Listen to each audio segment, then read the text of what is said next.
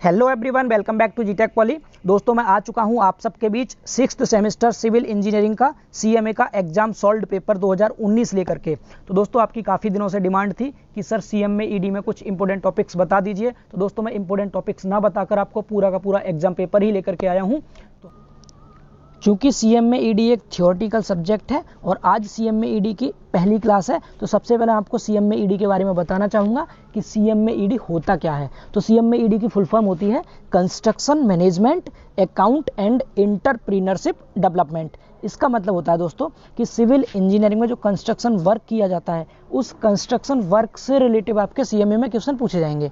तो आपको जब भी सीएमए का कोई क्वेश्चन पूछा जाएगा तो आपको बस अपने माइंड में एक ही चीज़ को ध्यान रखना है कि आप खुद को साइट पर समझें। जो सिविल की साइट होती है ना, जहाँ पर काम किया जाता है, तो उस वहाँ पर आप खुद को समझें। तो उसी से रिलेटिव सारे क्वेश्चन आपके पूछे जाएंगे कि साइट पर काम क्या होता है, उसमें कौन कौन से टर्म आते हैं, मतलब ठेका क्या है, ठेकेदार कौन होता है, जूनियर इंजीनियर काम क्या होता है, ठेका कौन देता है, कौन लेता है, कैश बुक क्या होती है, कैश का लेन देन कैसे किया जाता है, कर्मचारियों के बारे में, मतलब टोटल सिविल का जितना काम होता है ना, उससे रिलेटिव ही सीएमए के क्वेश्चन पूछे जाएंगे आपसे। तो सीएमए दोस्तों बहुत आसान सब्जेक्ट है और इसमें बैक तो आपका कभी लगेगा ही नहीं। मतलब सीएमए ईडी में मैंने आज तक कभी बैक नहीं सुना किसी का भी।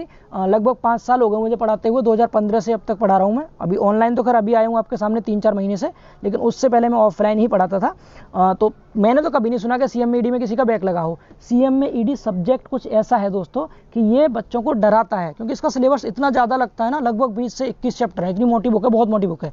तो इसमें क्या लगता है कि बहुत ज़्यादा है, कैसे कवर किया जाए। बट मैं आपको एक्चुअलिटी बता दूं कि जितने भी इंजीनियर्स होते हैं वो 1 नाइट फाइट करते हैं सब्जेक्ट में। मतलब एक रात पढ़ के, केवल एक रात पढ़ के सीएमए में आसानी से पास हो सकते हैं। इसमें 2 चीज़ें हैं। सबसे पहले तो कि सीएमए के क्वेश्चंस रिपीट होते हैं लगभग 80%। अदर सब्जेक्ट में आपसे 50% कहता था, लेकिन इसमें 80% क्वेश्चन रिपीट होकर पूछे जाते हैं। ठीक है। उसके बाद जो भी 20-30% एक्स्ट्रा आते हैं वो भी इतने आसान होते हैं कि अगर आपको थोड़ा सा भी अगर शब्द का ज्ञान है ना कि वो शब्द होता क्या है, तो आप उसके बारे में कुछ ना कुछ जरूर लिख के आ जाएंगे। आप इसमें कुछ भी लिख के आ जाना, आपको नंबर जरूर मिलेंगे। क्योंकि सिविल का काम लगभग आप 3rd ईयर में आगे सभी बच्चे जानते हैं सिविल का काम क्या होता है। तो उसी से रिलेटिव आपके क्वेश्चन बनेंगे। तो हम ज़्यादा टाइम वेस्ट ना करते हुए क्वेश्चन नंबर 1 से स्टार्ट करते हैं। और दोस्तों, आज मैं आपको 2019 का क्वेश्चन पेपर करा रहा हूँ इस वीडियो में। अब मैं आपको 4 पेपर और कराऊंगा। आपके एग्जाम से पहले 4 पेपर और करा दूंगा, 2018, 17, 16, 15। तो ये 5 पेपर आप अच्छे से तैयार कर लेना। इन 5 पेपरों में से आपका पूरा 50 नंबर का फंस जाएगा, और 50 का ना फंसेगा तो 40 का तो आपका 99% जरूर आएगा। ठीक है। तो आप आराम से 30-35 नंबर इजीली 5 पेपर को अच्छे से प्रैक्टिस करके ला सकते हैं। तो यहाँ मैं आपको शब्दों को अच्छे डिटेल में समझाऊंगा कि किस शब्द का मतलब क्या है, फिर आप थ्योरी उसकी इजीली अपनी लैंग्वेज में लिख सकते हैं। ठीक है। तो हम बात करते हैं सबसे पहले फर्स्ट क्वेश्चन की। तो फर्स्ट क्वेश्चन दोस्तों लगभग सभी एग्जाम में, सीएमए के सभी एग्जाम में लगभग सेम ही आएगा। मतलब इसमें आपको कुछ टॉपिक देगा, लगभग 12 टॉपिक देगा, और आपसे कहेगा इनमें से किसी भी 10 टॉपिक पर आपको टिप्पणी लिखनी है। मतलब 10 टॉपिक के बारे में लिखना है कि ये क्या क्या होते हैं।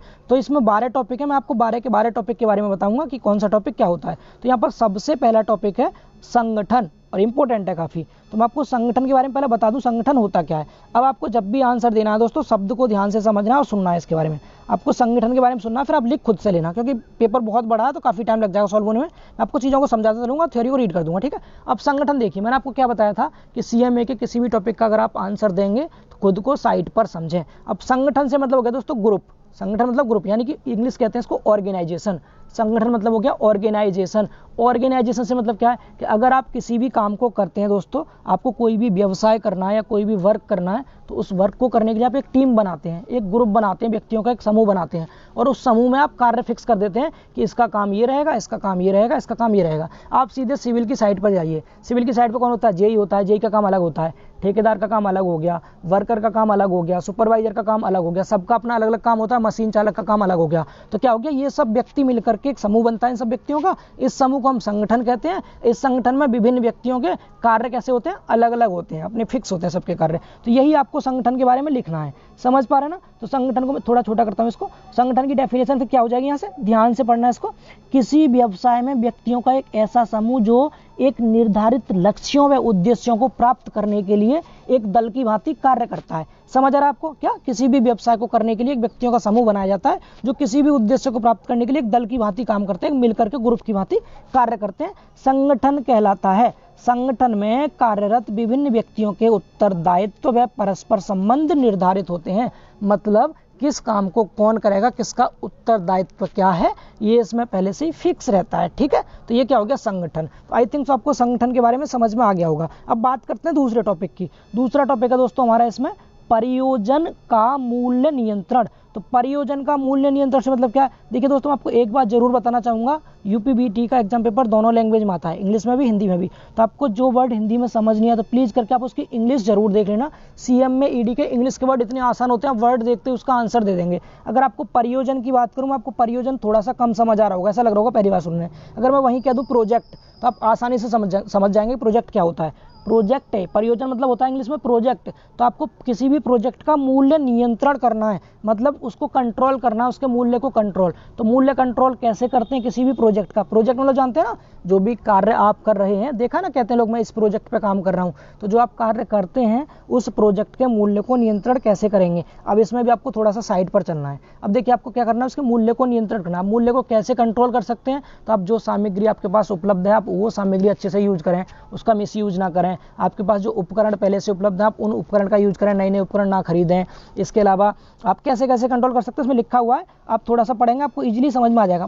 पहले ये बताइए टॉपिक समझ गए ना, परियोजन का मतलब क्या होता है, प्रोजेक्ट के मूल्य को कंट्रोल कैसे करना है। तो यहाँ देखिए थ्योरी इसकी ध्यान से समझेंगे, आसान है काफी। तो यहाँ लिखा हुआ है ठेकेदार द्वारा कार्य प्रारंभ कर देने पर भुगतान के लिए धन की आवश्यकता होती है, और जब तक धन आपके पास उपलब्ध होना चाहिए उससे पहले आप क्या करेंगे, परियोजन के मूल्य पर नियंत्रण के लिए हमें कुछ कार्यस्थल पर कुछ उपलब्ध साधनों का ही प्रयोग करना पड़ेगा। मतलब जब आप ठेकेदार को ठेका मिलता है तो सरकार उसको साथ में पैसे तो देती नहीं कि आपको हम काम कराने के पहले ही पैसे दे देगा, आप इतने पैसे ले लीजिए।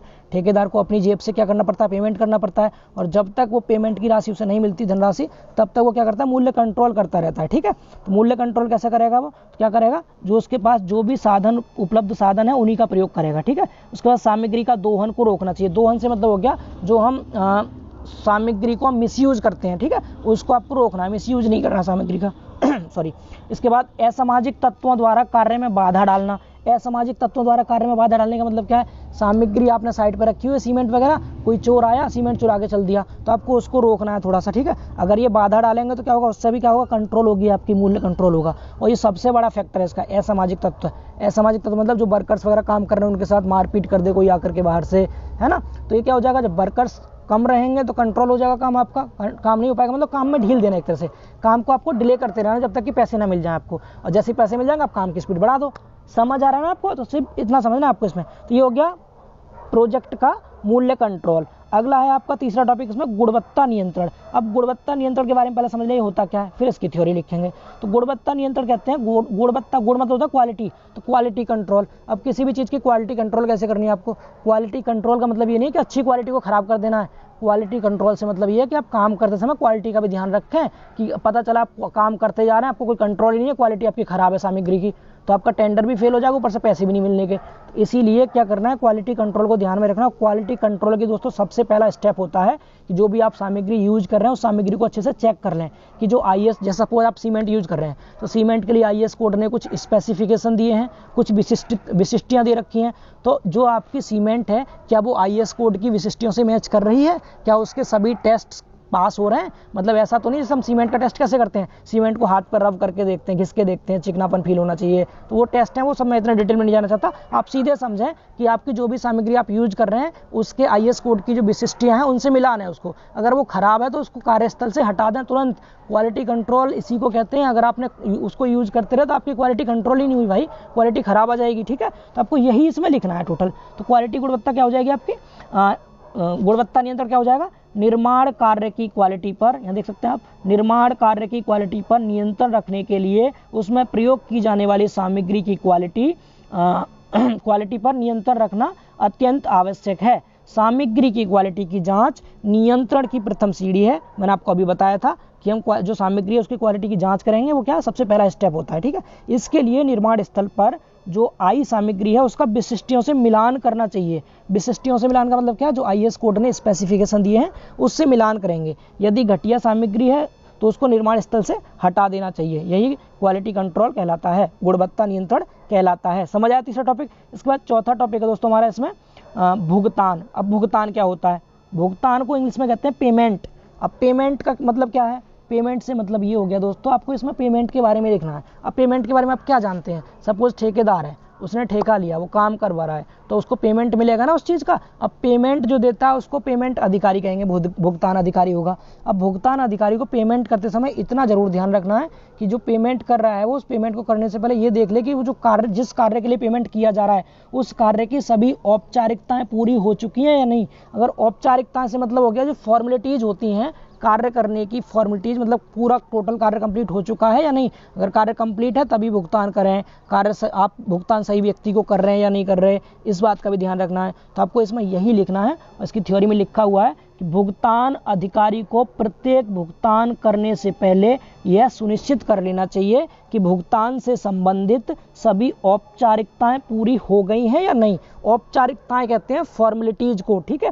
और यही व्यक्ति को सही समझ पर यही व्यक्ति को सही व्यक्ति को सही समझ पर सही भुगतान किया जा रहा है या नहीं। और गलत भुगतान तथा वित्तीय अनियमितताओं के कारण, मतलब अगर आपने किसी को गलत भुगतान कर दिया तो इसके कारण सरकार को होने वाली क्षति के लिए भुगतान अधिकारी को इंगित किया जा सकता है। मतलब अगर आपने गलत पेमेंट कर दिया किसी को तो उसका जिम्मेदार कौन होगा, भुगतान अधिकारी होगा। आई थिंक सो आपको भुगतान समझ में आ गया होगा। इतना भी नहीं लिखना आपको, ये क्या है 10 नंबर का क्वेश्चन है, आपको एक एक लाइन लिख के आनी है, एक एक नंबर में एग्जैक्ट डेफिनेशन लिख के चले आना, बस आपका पूरा एक पेज भर जाएगा 10 नंबर का, ठीक है। तो समझ आ रहा होगा आपको। अब बात करते हैं 5वें टॉपिक की। तो 5वां टॉपिक और भी आसान है, देखिए ध्यान से।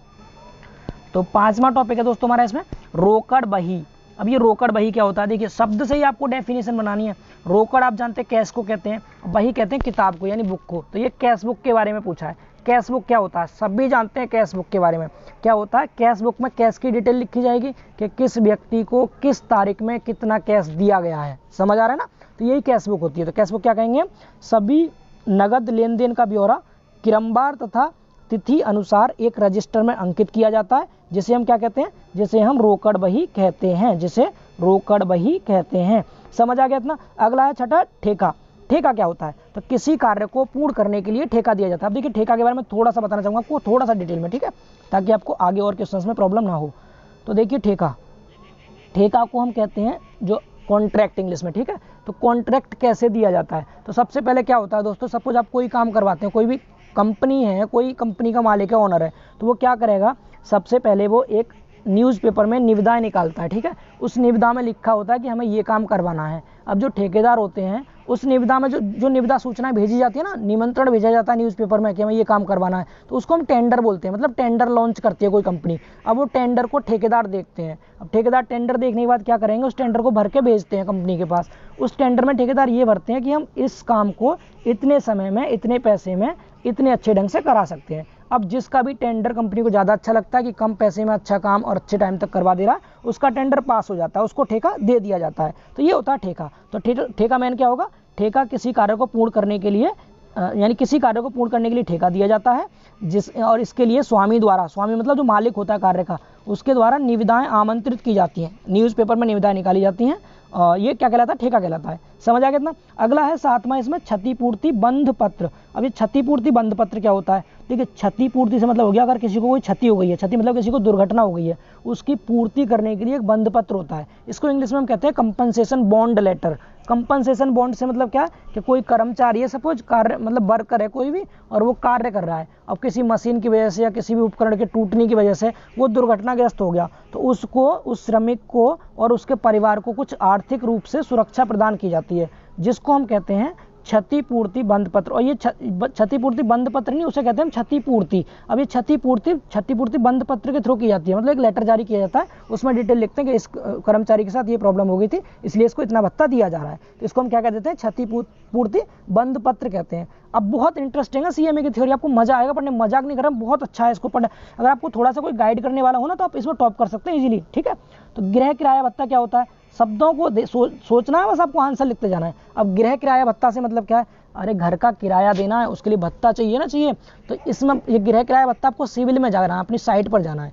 साइट पर जो वर्कर्स काम करते हैं, देखिए जो बड़े बड़े अधिकारी होते हैं, जेई हो गया या और बड़े अधिकारी हो गए, उनके लिए तो जो घर रहने के लिए घर मिलता है ना, आवास बिल्कुल फ्री होता है। लेकिन कुछ कर्मचारी ऐसे होते हैं दोस्तों जिनके लिए आवास किराए पर दिया जाता है, कुछ कम किराया लिया जाता है और उनसे बिजली का बिल और कमरे का किराया भुगतान किया जाता है, ठीक है। तो उस भुगतान को कौन करता है, तो उस भुगतान को करता है दोस्तों अबर अभियंता। अब अबर अभियंता कौन होता है? तो अबर अभियंता होता है जूनियर इंजीनियर, यानी जेई। जेई को हिंदी में हम अबर अभियंता कहते हैं, याद रखना। यानी आप सब लोग डिप्लोमाधारी जो होते हैं वो जेई बनेंगे आगे जाके, तो वो अबर अभियंता होते हैं। तो अबर अभियंता का काम क्या होगा यहाँ पर? तो अबर अभियंता अपने विभाग में स्थित निरीक्षण गृहों के चौकीदारों से उनके द्वारा वसूल की गई किराए तथा बिजली शुल्क की राशि को, यानी क्या क्या? किराया और बिजली का बिल, ठीक है, इस राशि को वसूल करके उपखंड अधिकारी के कार्यालय में जमा करता है। तो जो जेई होगा वो क्या करेगा?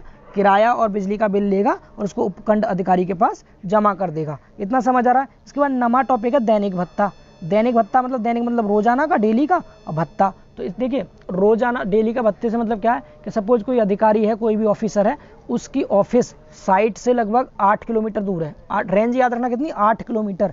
ये पूछ भी लेता है कभी कभी। तो 8 किलोमीटर अगर दूर है तो उसमें क्या होगा कि उसको डेली का आने जाने का पेट्रोल का खर्चा या और थोड़े मोटे खर्चे डेली के जो होते हैं वो उसको प्रोवाइड किए जाते हैं गवर्नमेंट की तरफ से, जिसको हम दैनिक भत्ता कहते हैं। समझ पा रहे हैं आप? तो दैनिक भत्ता की डेफिनेशन क्या हो जाएगी यहाँ से? जब कोई सरकारी कर्मचारी सरकारी कार्य से अपने कार्यस्थल या मुख्यालय से 8 किलोमीटर के घेरे से बाहर रहता है, मतलब 8 किलोमीटर से ज़्यादा दूर है, तो उसको आकस्मिक खर्चों की पूर्ति के लिए, आकस्मिक खर्चे जो डेली के मतलब खर्चे होते हैं उसके लिए प्रतिदिन के लिए उसको दैनिक भत्ता दिया जाता है। तो ये था दैनिक भत्ता। अगला है दोस्तों इसमें 10वां है व्यापार चिन्ह। अब व्यापार चिन्ह क्या होता है? व्यापार चिन्ह मतलब आप कोई बिजनेस कर रहे हैं तो उसके लिए आपको क्या करना पड़ेगा? अप्रूवल लेना पड़ेगा। जैसे सपोज मैंने कोचिंग खोली तो मुझे कोचिंग खोलने के लिए क्या करना पड़ेगा? पहले श्रम विभाग जाकर के अप्रूवल लेना पड़ेगा कि मैं कोचिंग खोल रहा हूं, तो वहां से मुझे अप्रूवल मिलेगा। सपोज मैंने जीटेक पॉली नाम से कोचिंग खोल ली, तो जीटेक पॉली के लिए मुझे क्या दिया जाएगा? अप्रूवल मिलेगा, मुझे लाइसेंस मिल जाएगा। कहने का मतलब ये सीधा, तो उस लाइसेंस में क्या होगा? मुझे हक दे दिया जाएगा कि ये मेरी कोचिंग है, ये मुझे पहचान दे दी कि जीटेक पॉली मेरी है। अब मुझे कोई ना तो छापा मार सकता, कोई ना मुझे कोई परेशान कर सकता, तो उसके लिए क्या होगा? मुझे पहचान और हक दे दिया गया। तो इसी तरह से व्यापार के लिए क्या करते हैं? अप्रूवल देती है गवर्नमेंट, और अप्रूवल के लिए उनको हक और पहचान दे दी जाती है। तो ये क्या होता है? ये व्यापार चिन्ह होता है। समझ पा रहे हैं आप व्यापार चिन्ह का मतलब? व्यापार चिन्ह एक ऐसा संकेत है जो किसी भी विनिर्माता या उत्पाद को, उत्पाद मतलब कोई वस्तु अगर आप बना रहे हैं, कोई सामान बना रहे हैं, तो उसका इस तत्वधारी होने का, यानी कि उसका मालिक होने का हक और पहचान देता है, जो व्यापार चिन्ह होता है। समझ पा रहे हैं ना आप? तो ये व्यापार चिन्ह के बारे में था। आगे इसके बाद कर। कर तो आप सब लोग बहुत अच्छे से जानते होंगे। कर मतलब टैक्स। टैक्स का मतलब हो गया अगर आपने कोई प्रोडक्ट बनाया, कोई भी आप प्रोडक्ट बनाते हैं, कोई उत्पादक बनाते हैं, तो आप उसको जब बेचेंगे तो उसकी जितनी भी कॉस्ट होती है उसका कुछ परसेंट टैक्स देना पड़ता है आपको। कुछ परसेंट का मतलब हो गया उसको आपको अंश के रूप में देना पड़ता है। अंश मतलब छोटा सा भाग उसका, ठीक है। और अब तो जीएसटी भी लग गई है, लगभग 18% लगती है। सिविल की जो कंस्ट्रक्शन की चीज़ें होती हैं उन पर लगभग 18% है। तो किसी भी कंपनी या निर्माता को उसके उत्पाद से इसके अंश में वसूल किया जाने वाला मूल्य क्या कहलाता है? टैक्स कहलाता है। बहुत आसान है। आगे है हस्त रसीद। लास्ट टॉपिक है हस्त रसीद, पहले क्वेश्चन का। हस्त रसीद से मतलब क्या है दोस्तों? कि जो बड़े बड़े अधिकारी होंगे, ठेकेदार हो गया या कोई और सप्लायर हो गया, उसको तो हमें पता है हम चेक देते हैं, जो उसको मिलता है, क्या मिलता है उसको? अकाउंट में पैसे आते हैं सीधे, या फिर भुगतान खाता चेक द्वारा किया जाता है। लेकिन जो छोटे मोटे वर्कर्स होते हैं, जो चौकीदार कर्मचारी हो गए, उनको क्या करना पड़ता है? हमें नगद पैसे देने पड़ते हैं, नगद कैश देना पड़ता है। तो नगद कैश देने के लिए हम क्या करते हैं? बिल बनाते हैं। आपने देखा होगा किसी भी सिविल के काम पर कोई मजदूर काम करता है तो उसके लिए सुपरवाइजर पैसे देता है। पैसे देते समय वो क्या करता है? एक रसीद बनाता है और उस रसीद पर उसके साइन ले लेता है कि मैंने तुम्हें इतने रुपए दे दिए, तुम यहाँ साइन कर दो। तो वो जो रसीद देता है हाथ से बना करके, वो रसीद कहलाती है दोस्तों हस्त रसीद। समझ आ रहा है इतना? तो ये था हस्त रसीद के बारे में। तो आई थिंक सो आपको ये 12 टॉपिक तो मैंने कोशिश की अच्छे से समझाने की, क्लियर हो गए होंगे। पहला क्वेश्चन था काफी बड़ा था, मैंने कम टाइम में कोशिश की समझाने की। अब बात करते हैं इसके क्वेश्चन नंबर 2 की। पहला क्वेश्चन बड़ा था, अब क्वेश्चन काफी छोटे छोटे जल्दी से कवर हो जाएंगे, ठीक है। तो पहला क्वेश्चन आई थिंक सो आपको अच्छे से क्लियर हो गया होगा। अब बात करते हैं दूसरा क्वेश्चन। देखिए दूसरा क्वेश्चन क्या है, तो किन्हीं 2 प्रश्नों का उत्तर दें। मतलब 3 पार्ट दिए होंगे आपको, 2 के आंसर देने हैं, जिसमें से सबसे पहला पार्ट ए है इसमें, क्रांतिक पथ विधि को स्पष्टता से समझाइए और इस विधि के गुण और अवगुण भी लिखिए। तो इंपॉर्टेंट है दोस्तों, मोस्ट इंपॉर्टेंट है ये, ठीक है। यानी कि देखिए मैं आपको बता दूं पहले क्रांतिक पथ विधि होती क्या है।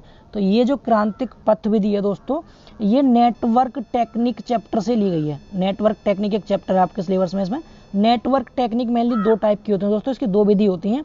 एक तो होती है क्रांतिक पथ विधि।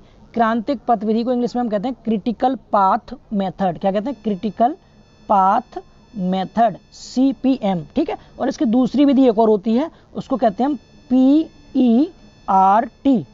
फुल फॉर्म होती है इसकी programme evaluation and review technique. समझ आ रहा है? तो नेटवर्क टेक्निक कितनी होती है, दो टाइप की होती हैं, एक होती है सीपीएम, दूसरी होती है पीईआरटी। तो सीपीएम के बारे में आपसे पूछा है, क्रिटिकल पाथ मेथड आपसे पूछा गया है, यानी कि क्रांतिक पथ विधि पूछा है। अब ये रिलेटिव किससे है, तो ये नेटवर्क से रिलेटिव है। अब आप नेटवर्क के बारे में जितना जानते हैं इसमें लिख के आ जाना, ठीक है। मैं एक बार आपको पढ़ देता हूं, आपको इजीली समझ में आ जाएगा, ठीक है। जब भी आपसे क्या पूछेगा, क्रांतिक पथ विधि से रिलेटिव क्वेश्चन पूछेगा, आपको नेटवर्क को माइंड में रखना है, क्लियर। अब देखिए यहाँ क्या लिखा है, यह तकनीकी मतलब होता है टेक्निक, ठीक है। यह तकनीकी जाल आरेख पर आधारित है। जाल दोस्तों कहते हैं हम नेटवर्क को, आरेख मतलब डायग्राम। तो ये जो टेक्निक है ये नेटवर्क डायग्राम पर आधारित है, मैं आपको ऑलरेडी पहले ही बता चुका हूं, ठीक है। इसके बाद लिखा हुआ है, इसमें परियोजना के प्रारंभ से अंत तक की, मतलब कोई भी प्रोजेक्ट है उसके स्टार्टिंग से लेकर के और अंत तक की समस्त क्रियाएं एक तार्किक अनुक्रम में दिखाई जाती हैं। मतलब प्रोजेक्ट वर्क आपका कब शुरू हुआ, उसके बीच में क्या क्या काम हुआ, किसको कितने पैसे दिए, कब कितनी सामग्री आई, पूरा नेटवर्क बना होता है बहुत बड़ा, उसमें सब कुछ लिखा होता है शुरू से लेके अंत तक का। इतना समझ आ रहा है। आगे लिखा है, देखिए पाथ मतलब क्या होगा, रास्ता ही तो हुआ पाथ का मतलब। तो क्या होगा, इसमें रास्ते बने होंगे, ग्राफ बना है पूरा नेटवर्क का, उसमें बीच बीच में किस शुरू में कहां से काम शुरू हुआ, उसके बाद आगे क्या हुआ, उसके बाद आगे क्या हुआ, रास्ते जैसे बन जाएंगे बहुत सारे। तो क्या बन जाएगा, क्रिटिकल पाथ मेथड बन जाएगा। अब इसमें क्या लिखा है कि एक बड़ी निर्माण प्रोजेक्ट यानी परियोजना में कई हजार क्रियाएं हो सकती हैं, मतलब बहुत सारे काम हो सकते हैं और प्रत्येक काम में कुछ ना कुछ समय लगेगा। तो काम कब कितना हुआ, उसका समय, कार्य का पूरा ब्यौरा इस नेटवर्क में हम क्या करते हैं, लिख देते हैं। समझ आ रहा है आपको। तो कई हजार क्रिया हो सकती हैं तथा प्रत्येक क्रिया को करने में कुछ समय लगता है। क्रिया को पूरा करने में लगने वाला यह समय क्या कहलाता है, क्रिया की अवधि कहलाता है, मतलब कार्य का अवधि मतलब समय कहलाता है। इतना समझ आया। आगे ऐसी क्रियाएं जिसके समापन में देरी हो सकती है, ठीक है। तो देरी हो सकती है उनमें, तो उनको क्या देंगे, उनका समय भी यहाँ लिखेंगे। और नेटवर्क, देखिए यहाँ लिखा है ऐसी क्रियाएं जिसके समापन में देरी हो सकती है, फुल स्टॉप लगा कोमा लगाना, ठीक है, कोमा में लिखना है, फिर नेटवर्क में सामने आ जाती हैं। मतलब कोई काम है, अगर किसी काम में देरी हो रही है तो उसमें क्या होगा, वो उस नेटवर्क में सामने आ जाएगा ना कि इस काम में इतना ज़्यादा टाइम लगेगा, तो हम उसको उतने ही ज़्यादा ध्यान से करेंगे। फिर मतलब हम क्या करते हैं, जैसे आप एस्टीमेट बनाते हो किसी काम को करने के लिए, सेम वैसे ही आप नेटवर्क डायग्राम बनाते हो। उस नेटवर्क डायग्राम में आप कार्य का पूरा ब्यौरा दिखा दोगे, हमने यहाँ से शुरू करना है, इसके बाद ये करना है, इसके बाद ये करना है। तो आपको स्टेप वाइज उसमें सारा कुछ लिखा होगा डायग्राम में, तो आपको वहाँ से ये पता चल जाएगा किस काम में कितना टाइम लगेगा। तो जिस काम में बहुत ज़्यादा टाइम लगेगा, देरी होगी, उस काम में वो क्या होगा, आपका नेटवर्क में आपके सामने आ जाएगा। और जो प्रबंधक होगा, जो मैनेजर होगा, वो उनकी ओर विशेष ध्यान दे सकता है। इसको हम कहते हैं critical path method. I think so आपको क्लियर हो गया होगा, ठीक है। अब इसके गुण और अपगुण लिखने हैं। इससे फायदा क्या है दोस्तों, तो अब आप खुद बता सकते हैं। अगर आपने कोई भी, देखिए आपने क्या बना रखा, कोई ग्राफ पेपर बना रखा, आपने इसमें दिखा रखा है सब कुछ, कौन सा काम कहाँ कितना करना है आपको, किसमें कितना टाइम लगेगा, कितना पैसा लगेगा। तो इससे फायदा क्या है, इससे बहुत सारे फायदे हैं। देखिए कौन कौन से फायदे हैं। सबसे पहला फायदा देखेंगे आप कि प्रबंधक निर्माण के समय आवश्यक श्रमिकों, सामग्री, मशीनों आदि की समय पर अवस्था करा सकता है। मतलब आपको पहले से पता रहेगा ना आपको अब क्या काम करना है, तो उसमें कितनी सामग्री लगेगी, कितने वर्कर लगेंगे, कौन सी मशीन का यूज होगा, तो ये आपको पहले से ही पता रहेगा। तो जो मैनेजर होगा वो पहले ही क्या कर देगा, अरेंजमेंट कर देगा, उस चीज़ की व्यवस्था कर देगा, ठीक है। इतना समझ आया। इसके बाद फिर दूसरा पॉइंट क्या, दूसरा फायदा क्या है इसका, कि संक्रियाओं को, जो आप कार्य कर रहे हैं उसको अनुक्रमण बन जाता है, मतलब एक सीक्वेंस बन जाएगा काम करने का, और सब कार्य आयोजना के अनुसार चलता रहेगा। आयोजना कहते हैं प्लानिंग, ठीक है। तो सब काम कैसा होगा, प्लानिंग के अकॉर्डिंग चलता रहेगा। ये बहुत बड़ा फायदा है, ठीक है। तीसरा फायदा क्या होगा इसका, कि निर्माण इंजीनियर, जो आपका इंजीनियर होगा, कंस्ट्रक्शन इंजीनियर, वो प्रोजेक्ट कार्य पर अधिक प्रभावशाली ढंग से नियंत्रण रख सकता है। मतलब बहुत इफेक्टिव, जब उसे पहले से पता रहेगा, पहले ही उसको नक्शा बना के दे देंगे कि हमें ये काम करवाना है, तो वो उतनी ढंग से काम करवाएगा ना, फिर उसे पता रहेगा क्या क्या काम होना है, कैसे होना है। तो क्या रहेगा इसमें, कि जो निर्माण इंजीनियर होता है वो भी परियोजना कार्य पर अधिक प्रभावशाली ढंग से नियंत्रण रख सकता है। और चौथा पॉइंट है, एक संक्रिया से उपलब्ध श्रमिकों तथा मशीनों को किसी अन्य आवश्यक सामग्री पर भेजा जा सकता है, ठीक है। तो ये चार तो इसके थे गुण। अब इसमें कुछ अवगुण भी होंगे। अब अवगुण क्या होंगे भाई, अब इतना बड़ा नेटवर्क आप बनाएंगे तो कुछ पैसा खर्च होगा, नहीं होगा। तो एक तो पैसा होगा जिसमें खर्च बहुत ज़्यादा। तो पहला अवगुण तो यही हो गया, क्या हो गया, कि यह प्लानिंग की एक महंगी तथा समय लेखा विधि है। इसमें टाइम भी लगता है और पैसा भी लगता है, इसीलिए इसका अवगुण हो गया। अब दूसरा गुण क्या है, इसके लिए पिछला अनुभव तथा आंकड़ों की आवश्यकता होती है। बिना एक्सपीरियंस के आप आंकड़े भी नहीं बना सकते। अगर आपसे कहा जाए कि आपको ये काम करना है, आप मुझे इसका नक्शा बना के, इसकी प्लानिंग बना के दे दो, कैसे कैसे किया जाएगा, तो बिना एक्सपीरियंस के आप नहीं बना सकते, जब तक कि आपने 2-4 साल काम नहीं कर लिया होगा। अब मैं आपको टीचिंग करा रहा हूँ तो मैं बिना एक्सपीरियंस के डायरेक्ट आपको नहीं पढ़ा सकता, ठीक है। अगर मुझे अभी, मैं आपको पहले ही बताया, मैंने ऑलरेडी 5 साल से मैं पढ़ा रहा हूँ 2015 से डिप्लोमा को, तो अब तक लगभग 5 साल हो चुके हैं मुझे। तो बिना एक्सपीरियंस के मैं आपको ज़्यादा डिटेल में बहुत अच्छे से कम टाइम में नहीं समझा सकता। इस पेपर को समझाने में विदाउट एक्सपीरियंस के अगर पढ़ाने लग गया आपको तो कम से कम घंटों लग जाएंगे। ठीक है, तो मुझे मैनेज करना है अपना सारा कुछ, कैसे मुझे बच्चों को कम टाइम में सारा सिलेबस कराना है, तो इसके लिए क्या चाहिए, पिछला अनुभव भी चाहिए। ठीक है, इतना समझ आया। तीसरा क्या है, यह कोई समस्या हल नहीं करती बल्कि समस्या का विश्लेषण है। मतलब इससे सॉल्यूशन नहीं है किसी चीज का, लेकिन क्या है, एक विश्लेषण है, आपको एनालिसिस हो जाएगा कि हम इस समस्या को इस तरह से सॉल्व करना है, सिर्फ आपको तरीका मिल जाएगा। ठीक है, लेकिन ये समस्या का समाधान थोड़ी ना कर देगी। अब ऐसे थोड़ी ना इस नेटवर्क ग्राफ बना लिया आपने तो काम अपने आप हो जाएगा, उसमें देख देख के आपको काम करना पड़ेगा, मतलब आपको एनालिसिस हो जाएगा थोड़ा सा इसका। ठीक है, चौथा आपको क्या है कि इसको लागू करने के लिए प्रभावकारी व्यक्ति की आवश्यकता होती है, नॉर्मल व्यक्ति कर नहीं सकता, आप ऑलरेडी इसे बता चुके हैं। ठीक है, एक्सपीरियंस चाहिए। और संगठन के ज्येष्ठ मतलब जो बड़े होते हैं, कनिष्ठों को अनुपालन के लिए प्रेरित कर सकें। ठीक है, तो ये 4 गुण थे। पीडीएफ से आप और एक बार रिवाइज कर लेना या फिर दोबारा वीडियो आप देखेंगे तो आपको अच्छे से याद हो जाएगा।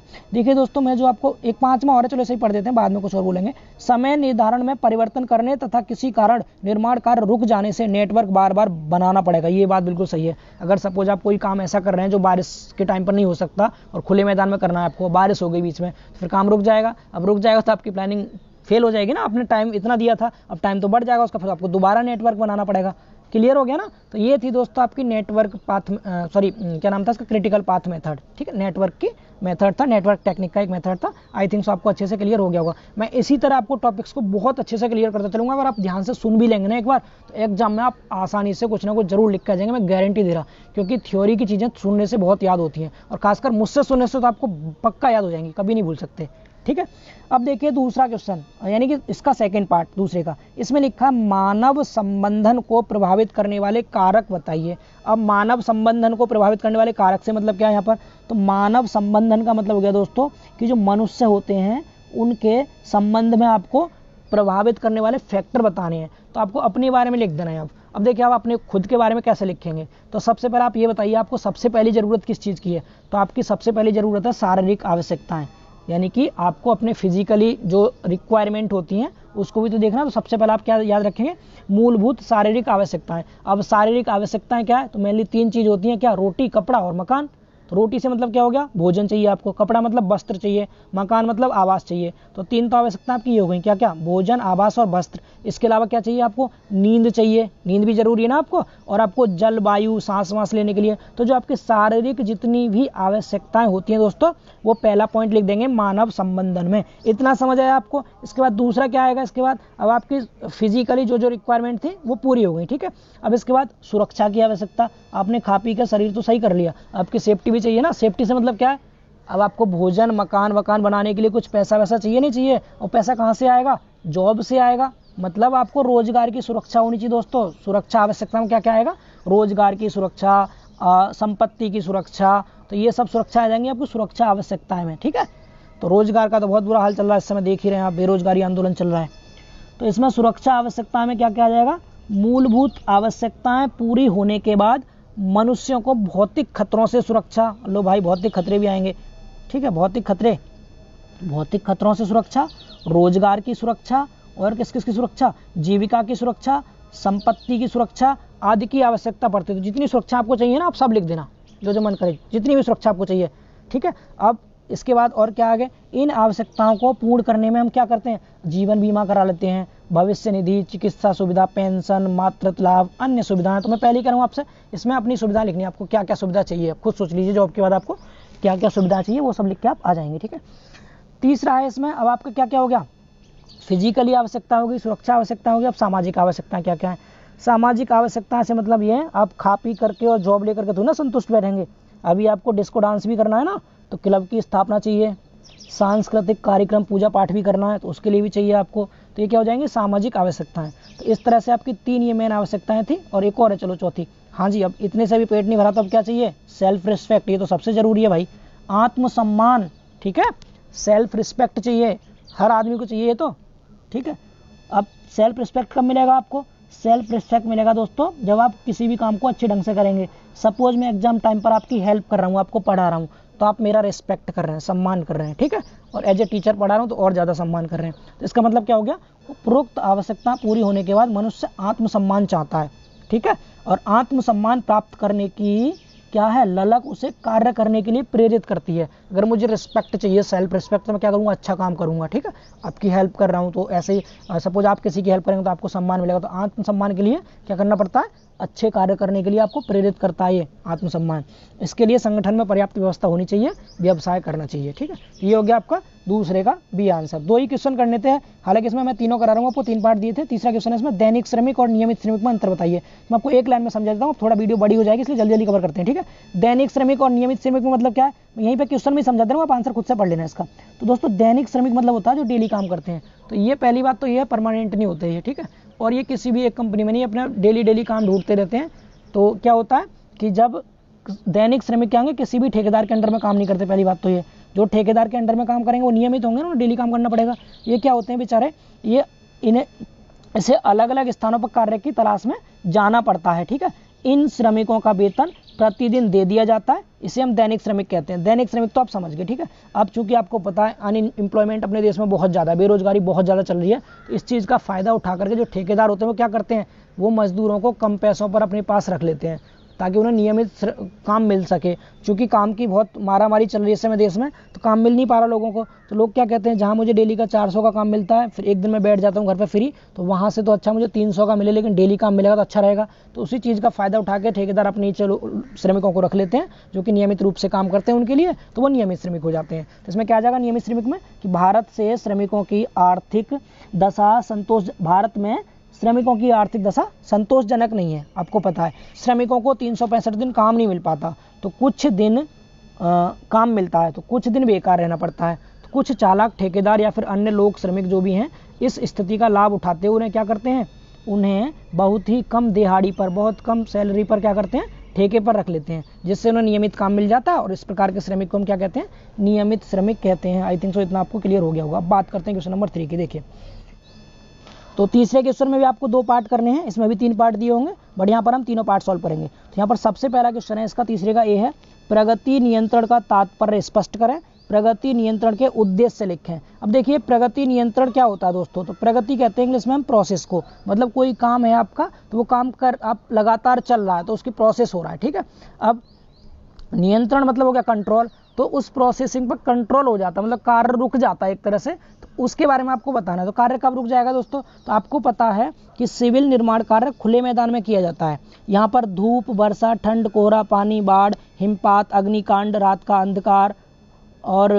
अंधकार, असामाजिक तत्वों द्वारा प्रहार इत्यादि प्रकोपों को ऐसे झेलना पड़ता है। इतना आपको इजीली पता है। इसके अलावा और क्या, अगर आपको समय पर क्या निर्माण सामग्री उपलब्ध नहीं हो पाती, या उपस्करों का ठीक से हरकत नहीं करना, श्रमिकों का काम छोड़कर चले जाना, या वित्तीय साधनों का कम पड़ जाना, निर्माण स्थल पर किसी अप्रिय घटना का घट जाना, ऐसे अनेक कारण हैं जो कार्य की प्रगति को प्रभावित करते हैं, इफेक्ट डालते हैं इस पर। इसे हम क्या कहते हैं, प्रगति नियंत्रण कहते हैं। तो प्रगति नियंत्रण का मतलब सीधा हो गया क्या, कार्य में बाधा उत्पन्न होना। समझ पा रहे हैं, अब उस बाधा किस किस कारण से उत्पन्न होती है वो सब आप इसमें लिख के आ जाना, आपको इजीली समझ में आ जाएगा। अब इसके उद्देश्य बताने हैं, इसके उद्देश्य क्या क्या है। ठीक है, तो सबसे पहला उद्देश्य है इसका कि प्रगति नियंत्रण रखने से यह सुनिश्चित हो जाता है कि निर्माण कार्य आयोजना के अनुसार चल रहा है और समय पर पूर्ण हो जाएगा। मतलब अगर हम प्रोसेस को कंट्रोल रखेंगे, कार्य के प्रोसेस को, तो उससे क्या होगा, आपको उससे ये निश्चित हो जाएगा कि आपका जो कार्य है वो प्लानिंग के अनुसार चल रहा है, नहीं चल रहा।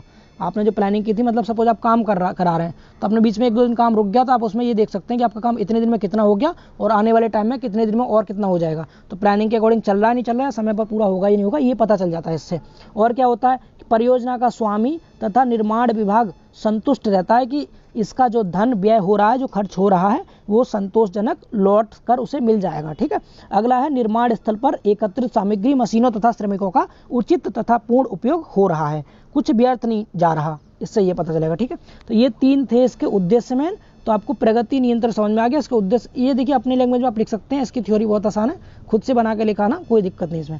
आगे देखिए, अब आगे कह रहा है दूसरा पार्ट है इसका बी का, यानी तीसरे का बी, निरीक्षण के सिद्धांत लिखें। निरीक्षण मतलब होता है आप किसी चीज़ की जांच कर रहे हैं, चेक कर रहे हैं किसी चीज़ को, अब उसके क्या क्या सिद्धांत है आपको ये लिखना है। अब आप जांच किस किस चीज़ की करेंगे दोस्तों, तो सबसे पहले तो आप निर्माण सामग्री की जांच करेंगे।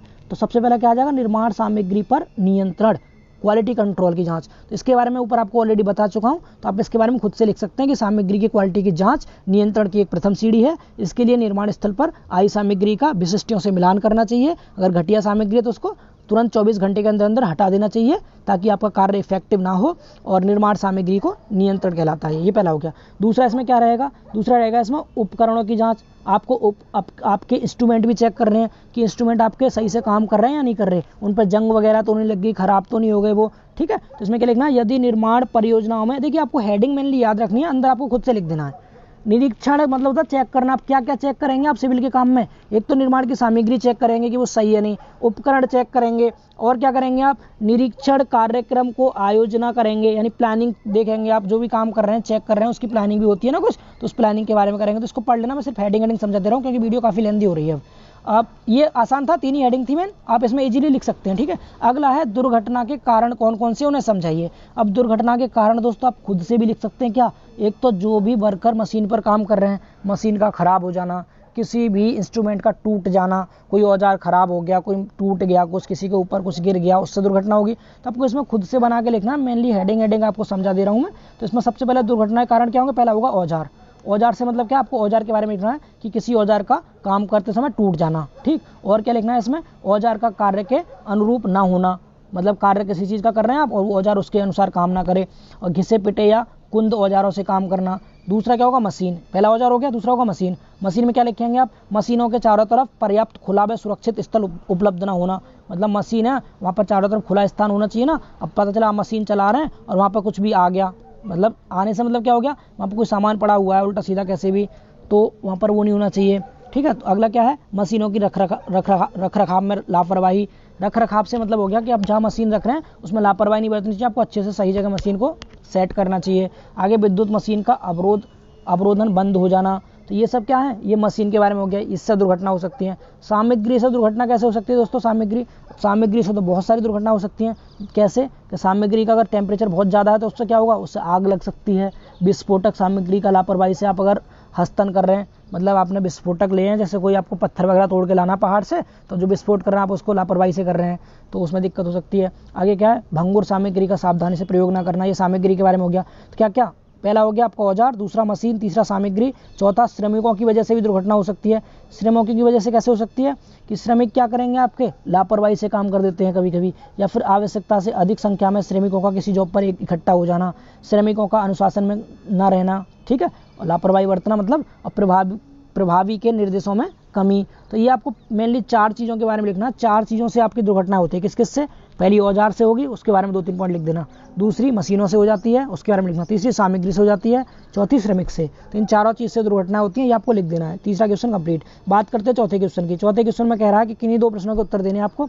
सबसे पहला प्रश्न है, रोकड़ लेन देन में सावधानियां लिखें। मतलब जो आप कैश का लेन देन करते हैं उसकी सावधानियां क्या क्या हैं आपको ये बतानी है। मैं रीड कर देता हूँ, काफ़ी आसान है, आप इनको खुद से बना के भी लिख सकते हैं। तो सबसे पहली इसमें लापरवाही है आपकी, सबसे पहली सावधानी है आपकी, प्रत्येक कर्मचारी जिसके हाथ से धन का लेन देन होता है व्यक्तिगत तौर पर उस धनराशि की सुरक्षा का जिम्मेदार होगा। आपको अच्छे से पता है, जो भी अधिकारी पेमेंट करता है तो वो उसका जिम्मेदार होगा। ऑलरेडी बता चुका हूँ पहले ऊपर में, पीछे आपको सभी प्राप्ति एवं भुगतान का निर्धारित रसीद व प्रपत्रों पर लेखा रखा जाएगा। अगर आपने कोई भी किसी को पेमेंट किया, कुछ पैसे दिए और आपने प्रूफ ही नहीं रखा कि हमने इसको पैसे दिए हैं, साइन नहीं कराए, तो क्या होगा फिर आपका, वो सावधानी नहीं बरत पा रहे ना, फिर आप जिम्मेदार रहेंगे उसके।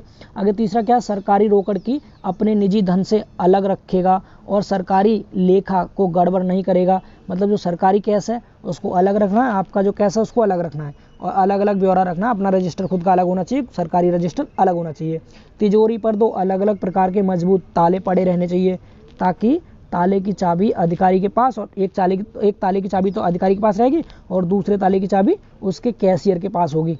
समझ पा रहे हैं? ये चौथा हो गया सावधानी। 5वीं सावधानी क्या है, प्रत्येक वर्ष अप्रैल माह में लाई जा रही चाबियां तथा कोष अधिकारियों के पास सुरक्षित रखी गई चाबियों से सेटों का अदल बदल किया जाएगा और इनकी प्रविष्टि उपरोक्त रजिस्टर में की जाएगी। ठीक है, ये 5वीं सावधानी है। तो इस तरह से रोकड़ का लेन देन जो होता है उसकी सावधानियां क्या क्या थे, 5 थी, आप लिख सकते हैं इजीली। अगला है चौथे का बी पार्ट। इसमें कह रहा है कोषागार चालान को स्पष्ट करें। कोषागार चालान को भरने की विधि विस्तार से स्पष्ट करें। देखिए कोषागार चालान क्या होता है।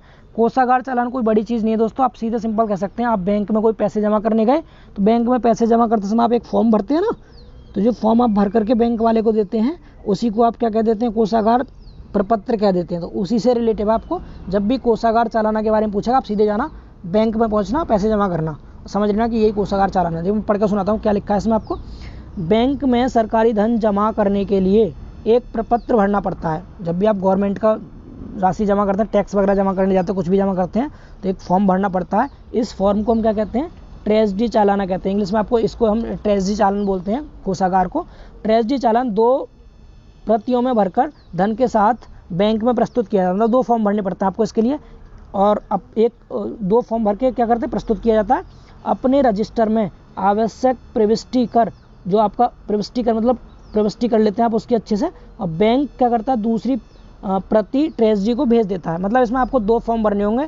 एक फॉर्म तो क्या रहेगा, बैंक अपने पास रख लेगा उसका, और आधा आपने देखा भी होगा, जब पैसे आप जमा करने जाते हैं तो आपको एक फॉर्म मिलता है, उसमें से आधा पार्ट फाड़ के तो अपने पास रख लेता है बैंक वाला, आधा आपको वापस करता है। सेम यही गवर्नमेंट में होता है, बस अंतर इतना है, आप जब जो जमा करते हैं उसको जमा के लिए वो फॉर्म मिलता है, और जब गवर्नमेंट की कोई धनराशि जमा की जाती है तो उसके लिए कोषागार चालान मिलता है, उसको भर के बैंक में जमा करना होता है। बस इतना सा है इसके बारे में, और ज़्यादा कुछ है नहीं। अब इसकी क्या करना है आपको, इसको भरने का तरीका लिखना है, इसका प्रोसेस बताना डिटेल में आपको, ठीक है। कोषागार चालान को भरने की विधि क्या है, तो इसकी विधि देख लीजिए, 4-5 पॉइंट है इसके मेन। आप इससे इसकी विधि लिख सकते हैं। सबसे पहली विधि क्या है, चालान फॉर्म के शीर्ष पर यानी टॉप पर क्या होगा, कोषागार या फिर स्टेट बैंक जहां भी आप जमा कर रहे हो उसका नाम लिखा होगा। मतलब जो भी आपको चालान फॉर्म है उसके ऊपर लिखा होता है ना कि इस बैंक में आप जमा कर रहे हैं। अब इनमें से जिसमें धन जमा करना होता है उसको छोड़कर शेष को काट दिया जाता है।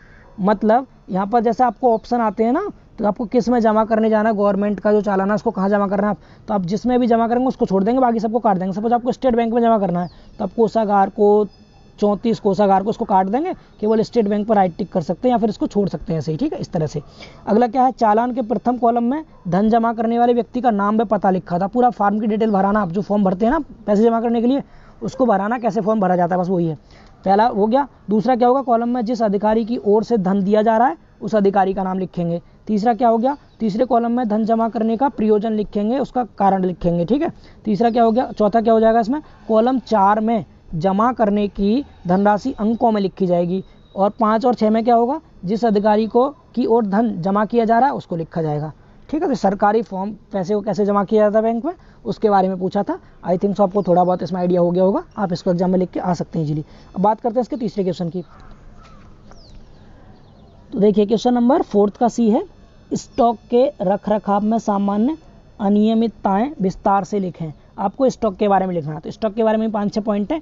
तो इसमें क्या होगा, फॉर्म 8 पर स्टॉक की प्राप्ति व निर्गत के सभी लेन देनों को क्रमवार रूप में लिखना चाहिए जब कार्य विभागीय रूप से या फिर श्रमिक ठेकों द्वारा कराया जाता है। दूसरा पॉइंट है इसमें, इस फॉर्म पर केवल उन सामानों के नाम ही आते हैं जिनका लेन देन उस महीने में होता है, यानी लाइनों के बीच में कोई भी स्थान आपको छोड़ना नहीं है, ठीक है। तीसरा पॉइंट है, साधारणतः प्राप्ति व निर्गत के लेन देन क्रमवार एक ही पृष्ठ पर लिखे जाते हैं। प्राप्ति की विशिष्टियां लाल स्याही में लिखी जानी चाहिए, इसको भी ध्यान रखना है आपको, ठीक है। चौथा पॉइंट है इसमें, प्रत्येक लेन देन का संपूर्ण लेकिन संक्षिप्त विवरण पूर्ण सावधानी से भरा जाना चाहिए। और 5वां है, प्रत्येक स्टॉक का कोई सामान फालतू प्रतीत होता है तो उस सामान को तुरंत प्राप्ति दिखा लिया जाता है और उसको माप पुस्तिका में भी दर्ज कर दिया जाता है, ठीक है। फालतू के बारे में 5 पॉइंट थे, इनको आप रीड कर लेना, PDF दे दूंगा आपको। अब है 5वां और लास्ट क्वेश्चन। अब 5वें क्वेश्चन में आपको 2 पार्ट करने हैं, ठीक है। इसमें 3 दे रखे हैं, तीनों करा दूंगा आपको मैं। सबसे पहला है इसमें, परियोजना आख्या के घटक कौन कौन से हैं।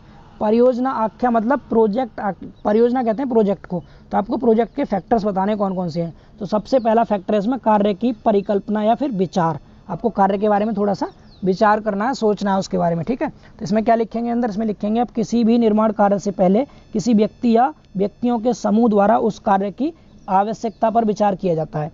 वह अपना विचार किसी ऐसी एजेंसी या संस्था के सामने रखता है जो उसके विचार से लाभ उठा सकती है तथा अपने विचार पर आगे कार्य बढ़ाने के लिए प्रेरित करता है। तो सबसे पहला काम क्या हो गया, जो भी आप प्रोजेक्ट पे काम करेंगे उस प्रोजेक्ट के फैक्टर क्या क्या है। तो पहला फैक्टर हो गया उस कार्य की परिकल्पना करनी है, आपको विचार करना, उसके बारे में सोचना है। दूसरा हो जाएगा अध्ययन एवं मूल्यांकन। अब आपको अध्ययन करना है उस कार्य के बारे में। अध्ययन क्या करना है, परिकल्पना को मूर्ति रूप देने से पहले उस पर होने वाले खर्च और लाभों का गहराई से अध्ययन किया जाता है। मतलब कितना खर्च होगा, इसमें कितना प्रॉफिट हो सकता है। एक तरह से आप ये याद रखना, कोई भी प्रोजेक्ट आप जब लेते हैं तो उस प्रोजेक्ट को लेने से पहले आपको किन किन बातों का ध्यान रखना है, ऐसे समझ लेना, ठीक है।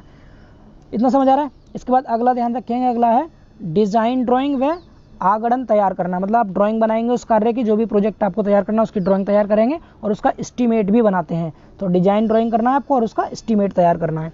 तो एस्टीमेट और डिजाइन ड्राइंग करना आपको अच्छे से आता है, हेडिंग याद रखना, अंदर आप पढ़ लेना, ठीक है। अगला है चौथा पॉइंट है इसका, निर्माण एजेंसी या फिर ठेकेदार का चुनाव करना है कि अब काम हमें किसको सौंपना है, कौन सी निर्माण एजेंसी पे काम करवाना है, किस कंपनी से कराना है या फिर कौन से ठेकेदार से कराना है, उसका चयन करना है। और पांचवा पॉइंट हो जाएगा धन सामग्री और उपकरण या फिर जो भी संयंत्र है उन सब की व्यवस्था करना। तो इस तरह से ये 5 पॉइंट, अभी 2 पॉइंट और हैं इसमें। छठा पॉइंट है निर्माण एवं परिवीक्षण, यानी निर्माण के बारे में आपको लिखना छठे में, और 7 में पॉइंट में लिख देंगे कार्य का उपयोग एवं रख रखाव, ठीक है। तो ये ओवरऑल 7 पॉइंट थे, आप इनको पढ़ सकते हैं इजीली, काफ़ी आसान थे, आराम से लिख देंगे। प्रोजेक्ट वर्क पे जब आप काम करते हैं किसी प्रोजेक्ट पे तो उसमें किन किन बातों का ध्यान रखना, उसके क्या क्या घटक है, इनको आपको लिखना था। हेडिंग याद कर लेना मेनली, बस अंदर का आप लिख के चले आना फिर, ठीक। इसमें सेकंड, इसमें एक और दे रखा था, या तो इस क्वेश्चन को करना था आपको या फिर करना था बौद्धिक संपदा या भू संपदा में भेद क्या है, बौद्धिक संपदा और भू संपदा में अंतर क्या है। तो आसान क्वेश्चन, आप इसको खुद से रीड कर लेंगे, एक पार्ट करना था, ऊपर वाले कर लेना काफ़ी है। अब देखिए लास्ट क्वेश्चन है, ये इंपॉर्टेंट है, इसे मैं करा दे रहा हूँ आपको, ठीक है। इसके भी 2 पार्ट दिए हैं। इसमें क्या है, बी पार्ट में इसमें लिखा है उद्यमी की समस्या लिखें। उद्यमी मतलब जानते हैं, जो आपका उद्योग धंधे होते हैं जितने भी, उन सब के बारे में पूछा गया यहाँ पर। तो इसमें आपको समस्या बतानी क्या क्या होंगी। सबसे पहली समस्या, उद्योग के लिए उपयुक्त स्थल का चयन करने में दिक्कत आती है कि आपको कहीं कोई भी काम अपना शुरू करना है, कोई उद्योग धंधा शुरू करना है, तो उसके लिए पहले आपको लोकेशन का चयन करना है, ठीक है। दूसरा, मशीनों, यंत्रों व औजारों के क्रम और मरम्मत में परेशानी आती है। तो इनको, ये सब आपको समस्याएं लिखनी है, किसी भी उद्योग धंधे में कौन कौन सी समस्याएं उत्पन्न हो सकती हैं। तीसरा क्या है, कच्चे माल की उचित मूल्य पर प्राप्ति में कठिनाई आती है। चौथा, मतलब आप कोई प्रोडक्ट बना रहे हैं तो उसके लिए पहले आपको कच्चा माल चाहिए ना, तभी तो तैयार करेंगे आप उसे, तो उसमें कभी कभी मिल नहीं पाता उचित मूल्य पे, तो उसमें दिक्कत आती है। अगला क्या है, तैयार माल की बाजार में न बिकने से उत्पन्न समस्या। आपने कोई प्रोडक्ट कच्चा माल खरीदा, उससे तैयार कर लिया कोई प्रोडक्ट, अब आप उसको बेच रहे हैं और आप वो टाइम पर बेच नहीं पा रहा। सपोज जैसे आप टाइल्स की ईंटों का सुन लो, जैसे टाइल की ईंट आपने बनाई तो पहले आप सीमेंट वगैरह सब कुछ ले आए, अगर आपको उचित सामग्री नहीं मिल पा रही टाइम पर तो दिक्कत होगी। अब मिल भी गई तो आपने ईंटें वगैरह तैयार कर ली टाइल वाली, अब उनको बेच रहे हैं बाजार में, तो बाजार में बेच नहीं पा रही, उनको दिक्कत हो रही बेचने में, तो ये भी समस्या एक तरह की। 5वीं समस्या, अन्य निर्माण इकाइयों से प्रतियोगिता की समस्या। छठा है इसमें, वित्तीय स्रोतों से समय पर पूंजी का ना मिलना। और 7वां हो जाएगा, आंतरिक प्रबंध व नियंत्रण के कारण उत्पन्न समस्या। 8वां क्या होगा, दैवी विपदा जैसे बाढ़ आना या अग्निकांड दुर्घटना। तो ये सब क्या थी, समस्याएं थी आपके उद्योग धंधे में, कौन कौन सी समस्याएं होती हैं वो सब समस्याएं थी। आप खुद भी लिख सकते हैं। आप सपोज कोई भी सिविल इंजीनियर या कोई भी आपने काम करना शुरू किया, किसी भी छोटी मोटी फैक्ट्री में भी कोई काम करता है तो उसमें क्या क्या दिक्कत आती है काम करने के लिए, आप खुद को ऑनर मान के लिखना। सपोज आप कोई कंपनी के मालिक हैं और आप उसके प्रोडक्ट बनाते हैं कुछ भी, तो आप उस प्रोडक्ट को बनाने के लिए कितनी कठिनाइयों का सामना करना पड़ेगा आपको, वो सब लिख के चले आना, ठीक है। अब इसमें इसका मतलब या तो ये कर देना या फिर इसका एक और पार्ट लिखा है कि लघु उद्योगों की समस्या। तो जो उद्योगों की समस्या थी उससे कुछ छोटी होंगी इसकी समस्या और उसकी प्लानिंग बतानी है, तो अब इसको पढ़ लेना। आई थिंक सो इतना ही था बस। ये आपका पेपर ये 2019 वाला हो चुका है कंप्लीट, तो मैंने काफ़ी जल्दी कवर करने की कोशिश की है इसे।